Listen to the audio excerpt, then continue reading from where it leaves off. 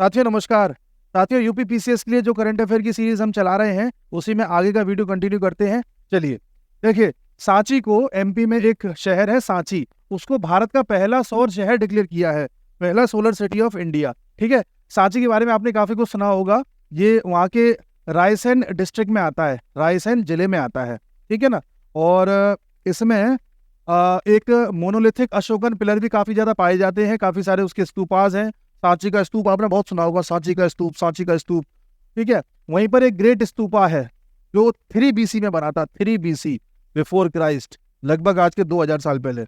ये काफी ज्यादा प्रसिद्ध है वहाँ का, तो आपने इसके बारे में काफी सुना होगा, इसलिए सांची आपके दिमाग में बैठा होगा। लेकिन अब याद रखना कि सांची में स्तूप के अलावा भारत का पहला सौर शहर बना है, शहर, विलेज नहीं, विलेज दूसरा है। ठीक है, 1989 में एक एक्स्ट्रा जानकारी दे रहा हूँ। 1989 में सांची में जो बुद्ध स्कल्पचर है ना, बौद्ध से संबंधित जितना भी वहां पर स्कल्पचर है, उनको यूनेस्को साइट का दर्जा दिया गया था, यूनेस्को साइट का दर्जा दिया गया था। ठीक है, मेरा पेन डिसाइड नहीं हो पा रहा। उसके बाद शायद सितंबर 2023 को जो वहाँ के सीएम थे शिवराज सिंह चौहान जी, उन्होंने सांची को इंडिया का पहला सोलर सिटी घोषित कर दिया। और ये 3 मेगावाट का है, 3 मेगावाट। पूछेगा यूपीपीसीएस कि इसकी कैपेसिटी कितनी है, 3 मेगावाट। कैपेसिटी कितनी है, 3 मेगावाट। 3 सांची में क्या है, बुद्ध स्कल्पचर है कई सारे, उनको यूनेस्को साइट का दर्जा दिया गया है क्या? हाँ दिया गया है। कब दिया गया था? 1989। कब दिया गया था? 1989। ये वो वाला साल है जब सचिन तेंदुलकर ने अपना क्रिकेट स्टार्ट किया था। ठीक है, और यहीं पर ग्रेट स्तूपा पाया जाता है जो 3 BC में बनाता है। ठीक है, अशोका के सारे यहाँ पर आर्किटेक्चर है, उन्होंने काम करवाया था। सांची को नेट जीरो का दर्जा दिलाने की भी घोषणा की गई है, जिसमें एमपी की सरकार और आईआईटी कानपुर दोनों ने एक एमओयू, मेमोरेंडम ऑफ अंडरस्टैंडिंग बोलते हैं इसे, एक दोनों के बीच में एक तरीके से डील हुई है कि इसको नेट जीरो का हम शहर बनाएंगे। नेट जीरो का मतलब होता है कार्बन एमिशन जितना होगा उतना ही पेड़ पौधे से सोख लेंगे, पेड़ पौधे या कोई और चीजें, समझ गए? एस जीरो का मतलब ये नहीं होता कि कार्बन निकलेगा ही नहीं, कार्बन निकलेगा, लेकिन जितना भी कार्बन उत्सर्जन होगा उसको सोखने की व्यवस्था ऑलरेडी हमारे पास होगी। ठीक है, उसे कहते हैं नेट जीरो। फ्यूचर क्या है साहब? फ्यूचर ये है कि सांची के बगल में ही गुलगांव नाम का एक जगह है, शहर है, उसको भी सोलर सिटी बनाने की योजना है, जहां पर 5 मेगावाट का सोलर प्रोजेक्ट चल रहा है। और इसकी जो सर्विसेज होंगी वो ज्यादातर एग्रीकल्चर को दी जाएंगी, किसानों को लाभ पहुंचाया जाएगा। तो क्या याद रखना है, सांची को पहला सोलर सिटी बनाया गया है। अगला इसके बगल वाला बनाया जाएगा जो गुलगांव है, लेकिन उसका उद्देश्य ज्यादातर एग्रीकल्चर प्रैक्टिसेस को फोकस में रखना होगा। ठीक है, और सांची में जो ये बना है सोलर सिटी, इसमें कार्बन उत्सर्जन में लगभग 14,000 टन की कटौती होगी। 14,000 टन कार्बन को हम रोक पाएंगे। बात समझ में आ गई? तो ये तो हो गई सिटी की बात। अगर मैं बात करूं, अगर गांव की बात करी जाए, तो भारत में ऐसा गांव जो पूरी तरह से सोलर गांव है, ये है मोढेरा। ये थोड़ा पहले डिक्लेयर हो गया था, 2022 में प्रधानमंत्री मोदी ने इस गांव को, मोढेरा गांव को, पहला सौर ऊर्जा संचालित गांव घोषित किया था, जो 24x7 सौर ऊर्जा से ही चलेगा। इसकी कैपेसिटी ज्यादा थी, 6 मेगावाट। सबसे ज्यादा तो यही था, कहने को गांव है लेकिन कैपेसिटी सबसे ज्यादा है, पता होना चाहिए। और ये भारत का पहला net renewable energy generator village है। नेट रिन्यूएबल एनर्जी होती है नवीकरणीय ऊर्जा। कुल नवीकरणीय ऊर्जा से ही यहाँ पर मामला चलता है, कोई और ऊर्जा नहीं लगती यहाँ पर। और एक सन विलेज प्रोजेक्ट चलाया गया था जिसके तहत इसे बनाया है। तो कोई पूछेगा कि पहला शहर कौन सा है जो सोलर एनर्जी से ही चलता है? वो है सांची। पहला गांव कौन सा है? वो है मोढेरा। ये बात सही है। मोढेरा में कैपेसिटी 6 मेगावाट, सांची में 3 मेगावाट। बात सही है। मोढेरा का लोकार्पण कब हुआ था? 2022 में। वहां पर पूरी तरह से वो गांव सोलर एनर्जी से ही चलता है, रिन्यूएबल एनर्जी से ही चलता है। रिन्यूएबल एनर्जी वो एनर्जी होती है जो कभी खत्म नहीं होंगी, जैसे सूर्य कभी खत्म तो होगा नहीं, पहले हम खत्म हो जाएंगे फिर वो होगा। तो इसे कहते हैं रिन्यूएबल एनर्जी, नवीकरणीय ऊर्जा। बात पल्ले पड़ गई? चलो अगली न्यूज है हमारी, एनसीईआरटी को डीम्ड विश्वविद्यालय का दर्जा। एनसीईआरटी के बारे में आपने सुना होगा, काफी बुक्स आती हैं और काफी लोग पढ़ते हैं, सारी चीजें हैं। इनको डीम्ड विश्वविद्यालय का दर्जा दिया गया है। डीम्ड यूनिवर्सिटी आपने सुना होगा, ऐसे कॉलेजेस जो अपना क्वेश्चन पेपर खुद ही सेट करें, खुद ही चेक करा लें, सारा काम खुद ही करें, लेकिन अंत में जो डिग्री आनी है वो किसी मेन यूनिवर्सिटी से आती है। यानी कि डिग्री पे थप्पा किसी दूसरी यूनिवर्सिटी का होता है, मेन यूनिवर्सिटी का होता है, लेकिन यूनिवर्सिटी के सारे काम वो कॉलेज ही कर रहा होता है। ऐसे कॉलेज को बोलते हैं डीम्ड यूनिवर्सिटी। ठीक है, बाद में फिर यूनिवर्सिटी खुद ही बन जाता है। इसका दर्जा देता कौन है? केंद्र सरकार दिया। किसके कहने पर? यूजीसी के कहने पर। यूजीसी सलाह देती है और केंद्र सरकार दर्जा देती है, इसी ने इसको डीम्ड विश्वविद्यालय का दर्जा दिया है। यूजीसी क्या होता है? यूनिवर्सिटी ग्रांट कमीशन, विश्वविद्यालय अनुदान आयोग। ये बात पता होनी चाहिए। कब दिया गया? 1 सितंबर 2023 पूछा जाएगा। कब दिया गया? 1 सितंबर 2023, 1 सितंबर 2023, 1 सितंबर 2023। ठीक है, एनसीईआरटी को डीम्ड यूनिवर्सिटी का दर्जा। अच्छा, इसको भी किस श्रेणी में रखा है? डी नोवो श्रेणी में रखा है। डी नोवो कैटेगरी पूछा जाएगा। कौन सी category? De novo. De novo, de novo का मतलब होता है ऐसी कैटेगरी जिसमें ये पढ़ाई लिखाई खुद नहीं पढ़ाएंगे, जाके कॉलेज खोल के नहीं बैठे हुए एनसीईआरटी वाले। इसका मतलब ये होता है कि ऐसे संस्थान जो ज्ञान के विशिष्ट एवं उभरते क्षेत्रों में शोध एवं अनुसंधान का कार्य करें, रिसर्च और डेवलपमेंट का काम करें। मतलब ये खुद कॉलेज नहीं है, लेकिन उससे संबंधित सारे काम करेंगे जिससे कि कॉलेज में पढ़ाई का स्तर बढ़िया हो सके। तो इनको डी नोवो कैटेगरी में रखा गया है। याद रहेगा, एनसीईआरटी को डीम्ड विश्वविद्यालय का दर्जा दिया गया है। ख्याल से तारीख पूछेगा और तो क्या ही पूछेगा। फिर है स्वच्छ वायु सर्वेक्षण 2023। इस सर्वेक्षण की भी बात कर लेते हैं। देखिए, ये सर्वेक्षण किया गया है देश में कई स्तरों पर। इसको बड़े ध्यान से देखना।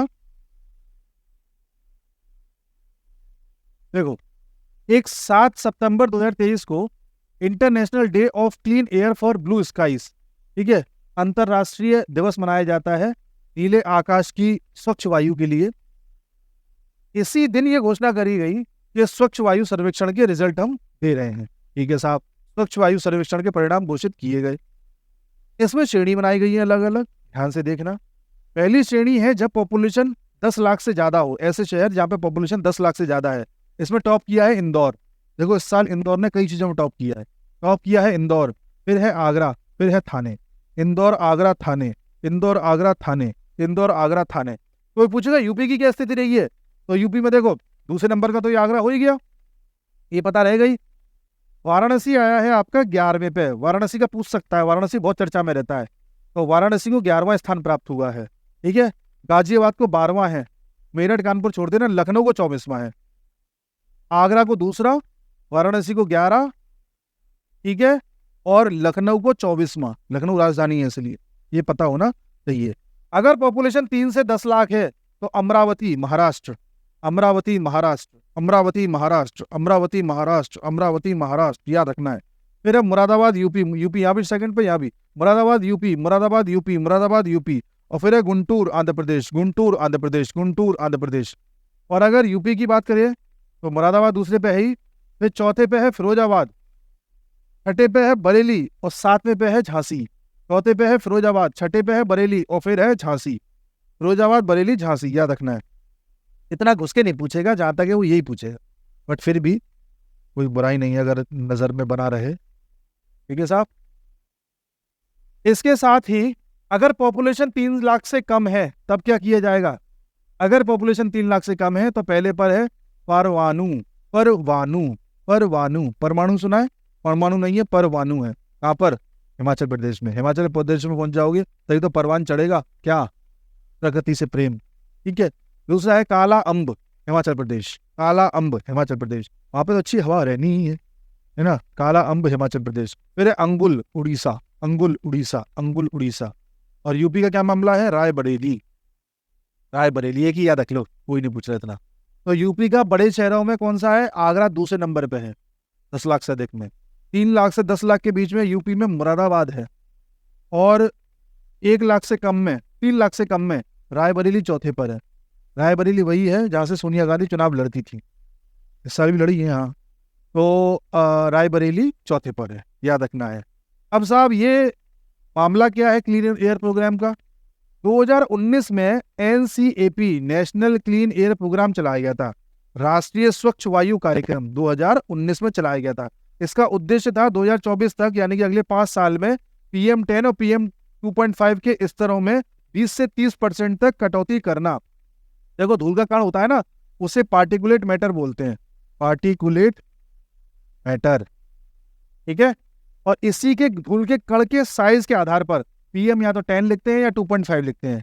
ये माइक्रोमीटर होता है, 10⁻⁻6 मीटर, 10⁻⁻6 मीटर होता है। ठीक है, अगर साइज 2.5 इंटू 10⁻⁻6 मीटर है तो ये लिखेंगे, नहीं तो 10 लिखेंगे। तो इन दोनों की वजह से ही दिल्ली में प्रदूषण बहुत हो रहा है। इनको कम करने के लिए कार्यक्रम चलाया गया था, नेशनल क्लीन एयर प्रोग्राम। बात समझ में आ गई। इसलिए हम स्वच्छ वायु सर्वेक्षण किए और इसलिए स्वच्छ वायु सर्वेक्षण में ये रिपोर्ट आई है। आगरा बहुत ज़्यादा पॉल्यूशन में आगे रहता था, लेकिन पता नहीं कैसे क्लीन एयर के मामले में दूसरे नंबर पे आ गया है। मैं खुद हैरान हूँ। और रैंकिंग कितने सिटीज़ की करी है इन लोगों ने? टोटल 131 सिटीज़, पूरे देश में 131 सिटीज़ की करी है, पूरे देश की नहीं करी है। लिख के देगा, स्टेटमेंट भी दे सकता है। स्वच्छ वायु सर्वेक्षण पूरे देश का जारी किया जाता है, हर शहर का जारी किया जाता है। हम कहेंगे हर शहर का नहीं किया जाता, 131 शहरों का ही अभी जारी किया जा रहा है। याद रहेगा, याद रहेगा। अब आपसे पूछा जाए पहला सोलर सिटी कौन सा है देश का, तो आप कहोगे सांची। मैं पूछूंगा पहला सोलर विलेज कौन सा है, सौर ऊर्जा से चलने वाला गाँव, तो आप कहोगे मोढेरा। ठीक है साहब। मैंने आपसे अगर पूछा कि कौन सी संस्थान है जिसे डीम्ड विश्वविद्यालय का दर्जा दिया गया है, आप कहोगे एनसीईआरटी। बात सही है। कौन सी कैटेगरी में दिया गया है? डी नोवो में दिया गया है। फिर मैं पूछूंगा स्वच्छ वायु सर्वेक्षण में यूपी का कौन सा बड़ा जिला है जो सबसे हाईएस्ट रैंकिंग पाया है यूपी के हिसाब से, तो आप कहोगे आगरा, जिसकी दूसरी रैंक है। जब मैं कहूँगा पॉपुलेशन 3 से 10 लाख है तो आप कहोगे मुरादाबाद, उसकी दूसरी रैंक है। जब मैंने कहा 3 लाख से कम पॉपुलेशन है तो आप कहोगे रायबरेली, यहाँ सोनिया गांधी लड़ती है चुनाव। तो ठीक है साहब, ये बात दिमाग बैठ गई। फिर आपसे पूछा जाएगा नेशनल क्लीन एयर प्रोग्राम कब चला? 2019 में, जब पिछले चुनाव हुए थे। ठीक है, उद्देश्य क्या है कि अगले चुनावों तक पीएम ही चुनाव लड़ते हैं। PM 10 और PM 2.5 को 20 से 30% तक कम करना है। ठीक है, इनकी सीटें मान लो 20 से 30% तक कम करनी है। क्या पूरे देश में कर पाओगे? नहीं, 131 शहरों में कम करनी। ऐसे याद रख लेना, चुनाव आने वाले हैं तो याद रख। अगली न्यूज है भारत मंडपम। ये काफी चर्चा में था। अभी अभी G20 की मीटिंग हुई थी, तो ये G20 की मीटिंग भारत मंडपम में कराई गई थी। ये आपको याद होना चाहिए और मुझे उम्मीद है आपको याद होगा भी। इसका पूरा बैकग्राउंड क्या है, तो देखो, इसमें IECC बना है, इंटरनेशनल एग्जीबिशन कम कन्वेंशन सेंटर, अंतर्राष्ट्रीय प्रदर्शनी सह सम्मेलन केंद्र है। कभी कोई प्रदर्शनी करनी हो, सम्मेलन करना हो, कुछ भी करना हो तो भारत मंडपम में आकर के कर सकते हो। ठीक है, कहाँ पर बना हुआ है? दिल्ली में, प्रगति मैदान में। हमें प्रगति करनी है ना आगे, तो दिल्ली के प्रगति मैदान में बनी हुई है। किसने उद्घाटन किया था? मोदी ने, प्रधानमंत्री मोदी ने। ठीक है, और ये किस भगवान के नाम पर बना हुआ है? भगवान बसवेश्वर, भगवान बसवेश्वर। इनका एक अनुभव मंडपम था, अनुभव मंडपम। इसमें क्या था? ये एक तरीके से मंडप था जिसमें सार्वजनिक समारोह किए जाते थे 12वीं सदी में। इन्होंने, भगवान ने ही इनको, मतलब भगवान बसवेश्वर ने ही कर्नाटक में इस मंडप का एक तरीके से सेटिंग करवाई थी और इसमें सार्वजनिक समारोह किए जाते थे और उसको मंडप को बोला जाता था अनुभव मंडपम। बात समझ में आ गई। और ये जो भारत मंडपम है, इसका नाम इसी से पड़ा है। इसको 123 एकड़ में बनाया गया है। इसमें मीटिंग्स होंगी, इंसेंटिव्स यानी कि कोई और कार्य अनुदान वगैरह के किए जाने होंगे, किसी को कुछ पुरस्कृत किया जाना होगा तो वो कर सकते हैं, कॉन्फ्रेंसेस कर सकते हैं, सम्मेलन कर सकते हैं, प्रदर्शनी कर सकते हैं, एग्जीबिशन कर सकते हैं, यानी कि MICE। ये 4 कार्यक्रम यहाँ होंगे। G20 की मीटिंग अभी यहाँ हुई थी, जैसा कि आपको पता है, मैंने अभी आपको बताया। और एक न्यूज़ और याद रखनी है कि वर्ल्ड का जो टॉलेस्ट नटराज स्टैचू है, यानी कि नटराज यानी कि शिव जी की डांस करते हुए प्रतिमा है, उसका सबसे बड़ा स्टैचू, वर्ल्ड का सबसे ऊंचा स्टैचू 28 फुट का यहाँ पर लगाया गया है भारत मंडपम में। ये किसका बना हुआ है? अष्ट धातु का बना हुआ है, जिसमें है स्वर्ण है, रजत है यानी सोना चांदी है, लेड है, कॉपर है, टिन है, मरकरी है, लोहा है, जस्ता है। ठीक है, किसने बनाया है? तमिलनाडु के एक है राधा कृष्णन और इनकी टीम ने बनाया है और रिकॉर्ड 7 महीने में बना करके तैयार कर दिया है स्टैचू। ठीक है, विधि क्या है इसकी? लॉस्ट वैक्स कास्टिंग मेथड द्वारा किया गया है। Lost wax casting method. पूछा जाएगा भारत मंडपम में किसकी मूर्ति लगी है? नटराज की। कितने फुट की? 28 फुट की। किसने बनाया है? राधा कृष्णन ने। कहाँ के हैं? तमिलनाडु के। कितने महीने बनाया है? रिकॉर्ड 7 महीने बनाया है। ठीक है, भारत मंडपम किसके नाम पे पड़ा हुआ है? भगवान बसवेश्वर के नाम पे पड़ा हुआ है। ठीक है, ये नाम आपको याद रखने, इससे ज्यादा कुछ याद नहीं रहे। अगली न्यूज है PM विश्वकर्मा स्कीम।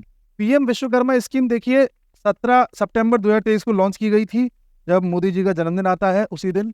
और ये सेंट्रल सेक्टर स्कीम है, यानी कि पूरी तरह से केंद्र ही इसको चलाएगा। इस योजना को micro small and medium enterprises ministry, MSME मंत्रालय है एक, एमएसएमई मंत्रालय, कौशल विकास मंत्रालय और वित्त मंत्रालय, तीनों मिलकर चलाएंगे। विश्वकर्मा, विश्वकर्मा मतलब जो हमारे श्रमिक लोग होते हैं ना, उनके लिए ये स्कीम लाई गई है। ये तीन मिनिस्ट्री मिलकर के चलाएंगी, लेकिन इसमें हेड मिनिस्ट्री जो रहेगी, जो नोडल मिनिस्ट्री रहेगी, वो रहेगी माइक्रो स्मॉल और मीडियम एंटरप्राइजेस, एमएसएमई मंत्रालय रहेगा। ठीक है, इसकी टैगलाइन क्या है? सम्मान, सामर्थ्य, समृद्धि। ये पूछा जाएगा टैगलाइन। सम्मान, लेबर का सम्मान, सामर्थ्य, इसका सामर्थ्य है, और समृद्धि, जिसकी वजह से समृद्धि आएगी इस पर। ठीक है, और इसके साथ ही इसमें यह भी कहा गया है कि जो कारीगर लोग हैं उनको एक पीएम विश्वकर्मा प्रमाण पत्र दिया जाएगा और विश्वकर्मा आईडी दी जाएगी, जिससे कि ये पहचान हो सके कि कौन कौन इसका लाभ उठा पा रहा है, नहीं उठा पा रहा है। और इसमें लेबर लोगों को, श्रमिक लोगों को लोन भी दिया जाएगा, यानी कि लोन देने की ही मेन स्कीम है ये। कोलेट्रल फ्री होगा, यानी कि कोई भी चीज उनकी गिरवी नहीं रखी जाएगी, और एंटरप्राइज डेवलपमेंट लोन दिए जाएंगे, जिससे कि वो अपना छोटा मोटा कोई काम धंधा स्टार्ट करने के उद्देश्य से लोन ले सकें। 5% की ब्याज दर पर 1 लाख रुपए तक का लोन दिया जाएगा जो पहली किस्त होगी, फिर 2 लाख रुपए तक का लोन दिया जाएगा जो दूसरी किस्त होगी। याद रखना है, 1 लाख 2 लाख, 1 लाख 2 लाख, 1 लाख 2 लाख। ठीक है, योजना को 3 लेवल पर चालू किया गया है, मतलब 3 लेवल पर इसके काम चलेंगे, नेशनल लेवल पर, स्टेट लेवल पर और डिस्ट्रिक्ट लेवल पर। यह भी याद रखना है। बात सही है? तो क्या याद रखना है? इस योजना में श्रमिकों का सम्मान किया जाएगा, उनके बेहतरी के लिए काम किए जाएंगे, उनको लोन भी दिया जाएगा, 1 लाख से 2 लाख तक का लोन दिया जाएगा, 5% की ब्याज पे दिया जाएगा। ये जो योजना है 5 साल के लिए चलाई गई है, 3 स्तर पर चलेगी, नेशनल, स्टेट और डिस्ट्रिक्ट लेवल पर चलेगी। इसमें श्रमिकों को एक प्रमाण पत्र भी दिया जाएगा, एक आईडी भी दी जाएगी। और ये लॉन्च कब हुई थी? मोदी जी के जन्मदिन पर, यानी कि जब विश्वकर्मा जयंती होती है 17 सितंबर 2023 को। ये भी याद होना चाहिए। ठीक है, उसके बाद जो हमारी अगली न्यूज है ये है फर्स्ट एबीडीएम माइक्रोसाइट। अब ये माइक्रोसाइट क्या होता है? देखो, जैसे क्लिनिक सुना होगा आपने, छोटे छोटे क्लिनिक होते हैं ना, ऐसे ही डिस्पेंसरी वगैरह, क्लिनिक वगैरह, ऐसे ही छोटी छोटी यूनिट्स, यहाँ पर कुछ बेड्स हों, डिस्पेंसरी टाइप की हो, क्लिनिक टाइप का हो, थोड़ा वहाँ पर डिजिटल डेटा इकट्ठा करने जैसी सुविधाएं भी हों, उसको बोला जाएगा माइक्रोसाइट। डिस्पेंसरी विद डिजिटल सुविधाएं, माइक्रोसाइट। तो एबीडीएम क्या है? हमारी सरकार ने एक कार्यक्रम चलाया है, आयुष्मान भारत योजना, हेल्थ सेक्टर के लिए चलाई गई है। तो आयुष्मान भारत डिजिटल मिशन है। डिजिटल मिशन यानी जितने भी हेल्थ से रिलेटेड डेटा हैं सब डिजिटली उपलब्ध कराए जाएंगे और सबके रिकॉर्ड किए जाएंगे इस मिशन के तहत। और इसी मिशन के तहत माइक्रोसाइट बनाई जाएंगी 100, पूरे देश में 100 बनाई जाएंगी। ठीक है, तो हुआ क्या? 27 सितंबर 2021 को एबीडीएम की शुरुआत हुई थी। 5 साल के लिए ये आया था और डिजिटल मिशन है। चलाएगा कौन इसे? एनएचए, नेशनल हेल्थ अथॉरिटी, राष्ट्रीय स्वास्थ्य प्राधिकरण, ये इसको चलाएगा। इसके द्वारा एबीडीएम के अंतर्गत 100 माइक्रोसाइट प्रोजेक्ट लॉन्च की गई हैं, 100 करी गई हैं, जिनमें पहली कहाँ करी गई है? मिजोरम में, आइजोल, मिजोरम में 23 अगस्त 2023 को किया गया है। पहला कहाँ पर है? आइजोल। पहला कहाँ पर है? आइजोल। पहला कहाँ पर है? आइजोल। ठीक है, कोई पूछेगा माइक्रोसाइट क्या है? समझ गए आप? एबीडीएम के तहत चल रहा है। कितने साल के लिए चलाया जा रहा है एबीडीएम वाला ये प्रोग्राम? 5 साल के लिए चलाया जा रहा है। कब से स्टार्ट हुआ है? 2021 से। ये जो आपका आयुष्मान भारत है ये तो बहुत पहले से चल रहा है। कमेंट करके बताइएगा कब से चल रहा है आयुष्मान भारत, लेकिन जो डिजिटल मिशन है 2021 में आया है। ठीक है, अगला जो न्यूज है ये है India smart cities award competition. Smart city का अवार्ड दिया गया है अलग अलग शहरों को, और इसमें कौन आगे रहा है कौन पीछे रहा है इस पर हम बात करते हैं। देखिए, तो इसे थोड़ा सा बड़ा करना रहता है। देखो, ISAC Indian smart cities award contest हुआ था और ये ministry of housing and urban affairs ने कराया था, जो शहरी निवास मंत्रालय है उसने इसको करवाया था। और 25 अगस्त 2023 को इसकी घोषणा की गई थी। और ये जो घोषणा है 2023 वाली नहीं है, 2022 के विजेताओं की है। घोषणा 2023 में की गई है, लेकिन विजेता 2022 वाले, मतलब 2022 की रैंकिंग है ये। इसमें स्मार्ट सिटी के मामले में जो पहला स्थान प्राप्त किया है इंदौर ने किया है। मैंने कहा ना इंदौर कई चीज़ों में आगे है इस बार, स्वच्छता में तो आगे रहता ही है। अभी थोड़ी देर पहले क्लीन एयर में हमने बात करी थी, वहाँ आगे था, स्मार्ट सिटी में भी आगे है। दूसरे पर है सूरत और तीसरे पर है आगरा। दूसरे पर है सूरत, तीसरे पर है आगरा। इंदौर, सूरत, आगरा, इंदौर, सूरत, आगरा। इंदौर, सूरत, आगरा, याद रखना, ठीक है। आगरा तीसरे पे इस पे। राज्यों में देखें तो एमपी पहले पे है, इंदौर एमपी का ही है, एमपी पहले पर। दूसरा तमिलनाडु, फिर राजस्थान और उत्तर प्रदेश दोनों तीसरे पर है, ठीक है। स्मार्ट सिटी के मामले में राजस्थान और यूपी दोनों तीसरे पर है। पूछेगा यूपी की रैंकिंग क्या है, हम कहेंगे तीसरी। क्या रैंकिंग है, तीसरी। क्या रैंकिंग है, तीसरी। और यूनियन टेरिटरी में कौन है, चंडीगढ़। यूनियन टेरिटरी में कौन है, चंडीगढ़, चंडीगढ़, चंडीगढ़, याद रखना, चंडीगढ़, चंडीगढ़, चंडीगढ़, चंडीगढ़, चंडीगढ़, ठीक।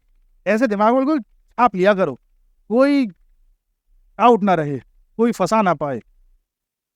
अब अगर बात करी जाए अगली न्यूज पर, तो ये है अमृत भारत स्टेशन योजना। इसमें क्या कर रही है सरकार, कई सारे स्टेशंस को, जो ऑलरेडी बने हुए स्टेशन हैं, उनको रीडेवलप कर रही है, उनका पुनर्विकास कर रही है, पुनर्निर्माण कर रही है और बेहतर तरीके से बना रही है। उसी के लिए ये योजना चलाई है अमृत भारत स्टेशन योजना। इसको रेलवे मिनिस्ट्री संचालित करेगी और इसमें रेलवे स्टेशन का मॉडर्नाइजेशन किया जाएगा।